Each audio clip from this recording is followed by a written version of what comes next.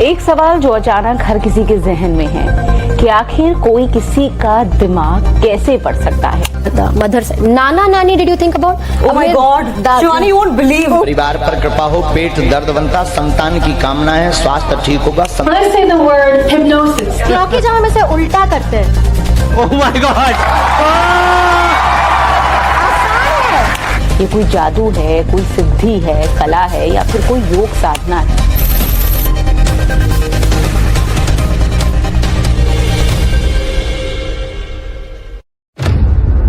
आपने social media और news चैनलों पर एक तरह का जादू देखा होगा जिसमें मेंटलिस्ट आता है और वो सामने खड़े व्यक्ति के मन की बात बता देता है।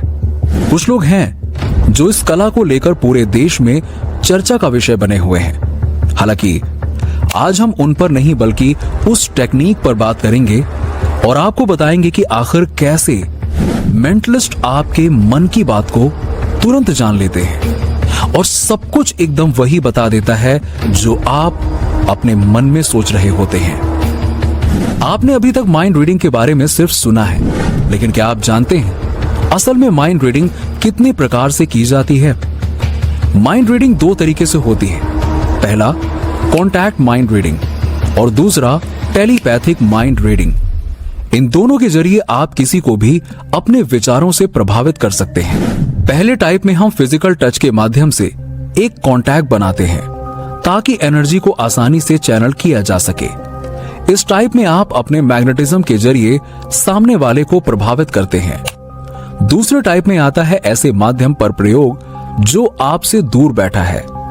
टेलीपैथी माइंड रीडिंग में वेव्स, वाइब्रेशन, करंट्स और मैग्नेटिज्म शामिल होते हैं। इस अभ्यास में आपको यूनिवर्स से जुड़ना आना चाहिए, तभी दूर बैठे व्यक्ति को आप आसानी से प्रभाव में ला सकते हैं। धर्म और विज्ञान ने दुनिया के कई तरह के रहस्यों से पर्दा उठाया है।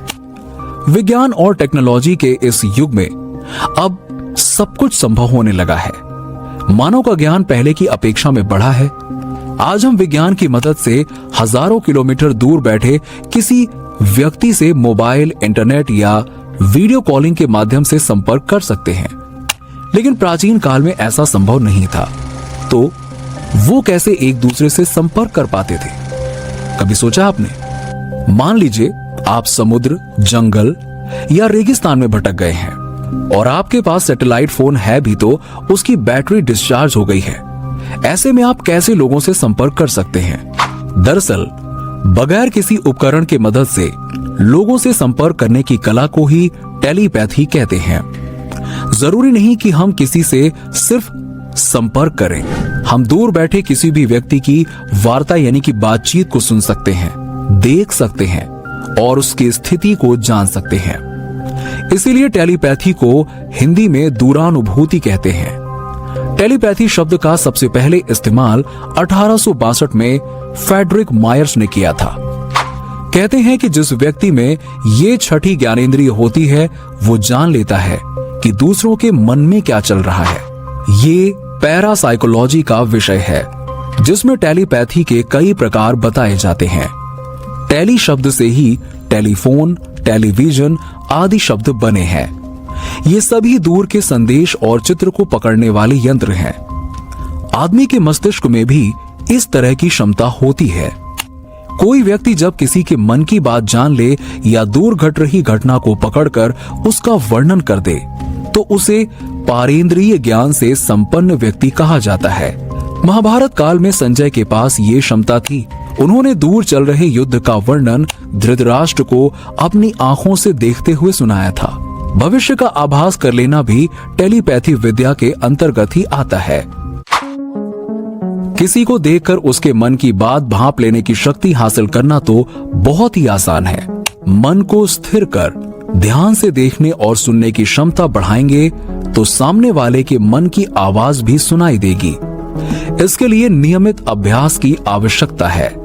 दरअसल टेलीपैथी दो व्यक्तियों के बीच विचारों और भावनाओं के आदान प्रदान को भी कहते हैं। चलिए जानते हैं कि आप कैसे टेलीपैथी या माइंड रीडिंग सीख सकते हैं।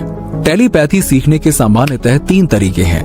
पहला है ध्यान द्वारा, दूसरा है योग द्वारा और तीसरा है आधुनिक तरीका। पहले तरीके में लगातार ध्यान करते रहने से मन स्थिर होने लगता है। चित्त यानी कि मन के स्थिर और शांत होने से साक्षी भाव घटित होता है। ये संवेदनशील अवस्था टेलीपैथी के लिए जरूरी होती है। ध्यान संपन्न व्यक्ति किसी के भी मन की बात समझ सकता है, कितने ही दूर बैठे व्यक्ति की स्थिति और वार्तालाप का वर्णन कर सकता है। दूसरा तरीका, योग द्वारा इस शक्ति को हासिल किया जा सकता है। ज्ञान की स्थिति में संयम होने पर दूसरे के मन का ज्ञान होता है। यदि मन शांत है तो दूसरे के मन का हाल जानने की शक्ति हासिल हो जाएगी। योग में त्राटक विद्या, प्राण विद्या के माध्यम से भी आप ये विद्या सीख सकते हैं। तीसरा तरीका भले ही आधुनिक हो, लेकिन इसमें सर्वप्रथम आपको ध्यान का अभ्यास तो करना ही होगा, तभी यह तरीका कारगर सिद्ध होगा। आधुनिक तरीके के अनुसार ध्यान से देखने और सुनने की क्षमता बढ़ाएंगे तो सामने वाले के मन की आवाज भी सुनाई देगी। इसके लिए नियमित अभ्यास की आवश्यकता है। इस विद्या में सम्मोहन यानी कि हिप्नोसिस का भी सहारा लिया जाता है। सम्मोहन के माध्यम से हम अपने चेतन मन को सुलाकर अवचेतन मन को जागृत करते हैं और फिर इस अवचेतन मन के माध्यम से हम दूसरे व्यक्ति के मन की बात, विचार आदि पढ़ लेते हैं। और यदि वो हजारों किलोमीटर दूर भी बैठा है तो इस मन के माध्यम से व्यक्ति को वो उसके सामने ही नजर आता है। हमारे मन की मुख्यतः दो अवस्थाएं होती हैं, चेतन मन और अवचेतन मन। सम्मोहन यानी हिप्नोसिस के दौरान अवचेतन मन को जागृत किया जाता है। ऐसी अवस्था में व्यक्ति की शक्ति बढ़ जाती है, लेकिन उसका उसे आभास नहीं होता, क्योंकि उस वक्त वो हिप्नोटाइजर के निर्देशों का ही पालन कर रहा होता है। अगर आपको चेतन मन और अवचेतन मन के बारे में पता नहीं है तो उसके ऊपर हमने एक पूरा वीडियो बनाया है, जिसकी लिंक आपको डिस्क्रिप्शन में मिल जाएगी। अवचेतन मन हमें आने वाले खतरे या उस खतरों से बचने के तरीके बताता है। इसे आप छठी इंद्री यानी सिक्स्थ सेंस भी कह सकते हैं। ये मन लगातार हमारी रक्षा करता रहता है। हमें होने वाली बीमारी की ये 6 महीने पहले ही सूचना दे देता है, और यदि हम बीमार हैं तो ये हमें स्वस्थ रखने का प्रयास भी करता है। बौद्धिकता और अहंकार के चलते हम उस मन की सुनी अनसुनी कर देते हैं। अवचेतन मन को साधना ही सम्मोहन यानी कि हिप्नोसिस है। अवचेतन को साधने का असर, सम्मोहन द्वारा मन की एकाग्रता, वाणी के प्रभाव व दृष्टि मात्र से इंसान अपने संकल्प को पूर्ण कर लेता है, और इससे टेलीपैथिक दूसरों के मनोभावों को ज्ञात करना, अदृश्य वस्तु या आत्मा को देखना और दूरस्थ दृश्यों को जाना जा सकता है। वैसे इस मन को साधने के बहुत से तरीके या विधियां हैं, लेकिन सीधा रास्ता है मेडिटेशन और प्राणायाम। इसको साधने के लिए त्राटक भी कर सकते हैं। त्राटक भी कई प्रकार से किया जाता है। ध्यान, प्राणायाम और नेत्र त्राटक द्वारा आत्म सम्मोहन यानी कि सेल्फ हिप्नोसिस की शक्ति को जगाया जा सकता है। इसके अलावा आप शवासन में लेट जाएं और आंख बंद कर ध्यान करें। लगातार इसका अभ्यास करें और योग निद्रा में जाने का प्रयास करें। योग निद्रा अर्थात शरीर और चेतन मन इस अवस्था में सो जाता है, लेकिन अवचेतन मन जागृत रहता है। समझाने के लिए कहना होगा कि शरीर और मन सो जाता है, लेकिन आप जागे रहते हैं। इस अवस्था में जाकर आप अपने आप को निर्देश देकर कुछ भी काम करवा सकते हो। तीसरे तरीके में आप कल्पना करें कि आप कोई बात किसी व्यक्ति को कहने के लिए सोचें और उस तक वो बात पहुंच जाए। बार बार कल्पना करें और अपनी बात को दोहराएं, ध्यान से दोहराएं। दोहराने का ये अभ्यास जब गहराएगा तो उस व्यक्ति तक आपके मस्तिष्क की तरंगें पहुंचने लगेंगी। यदि आप उसे यहां बुलाना चाहते हैं तो कल्पना में उसका चित्र देखकर उसे बुलाने का संदेश भेजें। धीरे धीरे जब ये प्रयोग कामयाब होने लगेगा तो आपका विश्वास भी बढ़ता जाएगा। हमारे कुछ भी बोलने से पहले दिमाग में कुछ तरंगें बनती हैं। जापानी वैज्ञानिकों का कहना है कि उन्होंने इसे डिकोड करना जान लिया है और उनके परिणाम 90% तक सफल हैं। वैसे उनका ये प्रयोग सिर्फ जापानी भाषा तक ही सीमित है, लेकिन इस टेक्नोलॉजी का उपयोग भविष्य में दूसरी भाषाओं में भी संभव होगा। ब्रेन कंप्यूटर विशेषज्ञ प्रोफेसर यामाजाकी तोशीमासा के नेतृत्व में एक टीम ने institute of electronics information and communication engineers द्वारा आयोजित वर्कशॉप में इसका लाइव प्रदर्शन भी किया। उन्होंने साबित किया कि बोले जाने से 2 सेकंड पहले उनकी मशीन इस बात को समझ लेती है जो बोली जाने वाली है।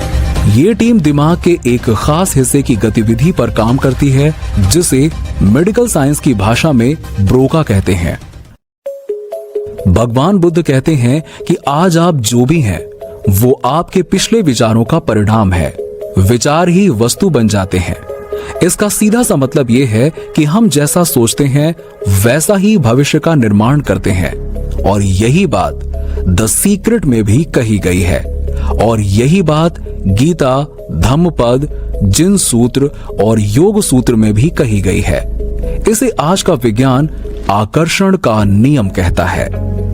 अगर मैं शॉर्ट में बताऊं तो ये सारा खेल आपके दिमाग और आपके विचारों का है।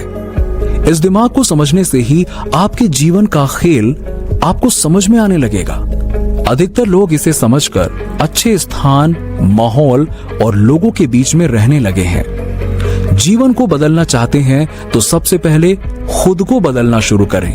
खुद को कैसे बदलें? तो इसका सबसे आसान तरीका है कि सबसे पहले अपनी सोच को बदलिए। आजकल हमारे जीवन में जितनी भी समस्याएं हैं, उन सब की जड़ हमारी सोच है। इसीलिए सोच बदलो, जीवन बदलो। मुझे उम्मीद है कि आपको ये वीडियो पसंद आया होगा। वीडियो को लाइक और अपने फ्रेंड्स और फैमिली के साथ में शेयर करना बिल्कुल ना भूलें।